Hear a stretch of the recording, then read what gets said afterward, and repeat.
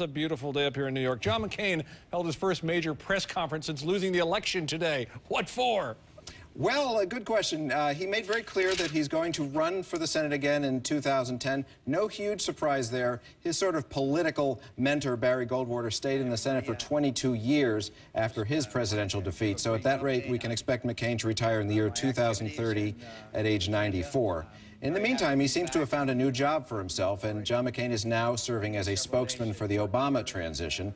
The president-elect has not yet announced who his Secretary of Homeland Security will be, but McCain announced that it will, in fact, be Arizona Governor Janet Napolitano. He did this over and over again today.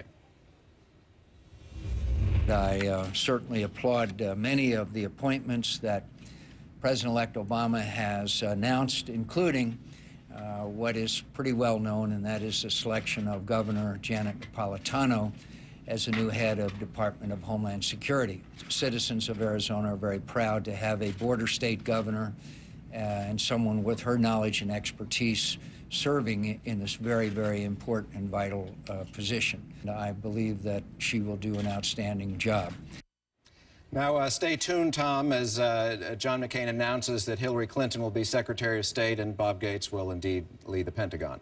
Well, if you got some beans, you may as well spill them, I guess. A high-profile Republican was in Georgia today. This is like my favorite story of the whole day, to help campaign in the Senate runoff there. But an even higher-profile Republican is heading there next week. Tell us about it. They're bringing in all the heavy hitters. McCain's been there, Huckabee, Romney, Bill Clinton, Al Gore. Obama's made robocalls. We had Rudy Giuliani in there today. But who is Saxby Chambliss going to call in as his closer the day before the election?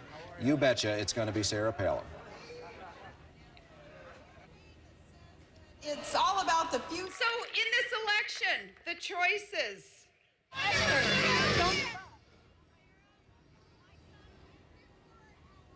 Well, we'll have to see how that works out. And it looks like Joe the Plumber is apparently not getting a whole lot of plumbing work because he's trying to extend his 15 minutes of fame. What's going on? Well, I prefer to think of him as a versatile fellow. He is a plumber. Now he's also a TV repairman. He signed up with this company called VelocityStore.com. They're selling these converters to go from analog to digital on your television. And he's quite a good pitchman. Let's listen to that. Hi, America. I'm Joe Orzelbacher. You know me as Joe the Plumber, and I'm partnered with my friends at VelocityStore.com to help America go digital for the DTV transition. This isn't about politics, it's about doing the right thing. And the next thing you know, I suspect he will have a line of plumbing supplies to sell, and if he's really good at this, maybe we can get him a sportswear line as well. I've been in television a long time. I had no idea it had something to do with plumbing. And the invitation's now in the mail for the wedding of Florida Governor Charlie Crist.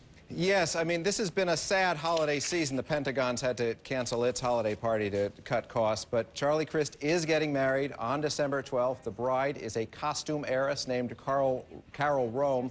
The invitation, of course, leaked. The St. Petersburg Times got a hold of it and put it up there. Now, they say the black tie is optional, which that raises the possibility that guests could wear costumes, say, made by the bride's company. Some of my favorites are the Bumblebee. It's a corset and garter number. There's a Vampira with fangs and fishnet, the Velveteen tunic with a Viking helmet, and then, of course, the Supreme plush chicken suit. So, Tom, I would say we should crash the wedding. You go with the Viking tunic, and I will be the Supreme chicken. We will be a pair, my friend. Thanks, Dana. Okay, next, thanks. High anxiety. Auto workers, they're thankful they still have jobs, but what if there's no bailout down the road for them? Also ahead, millionaire farmers getting a handout from the government.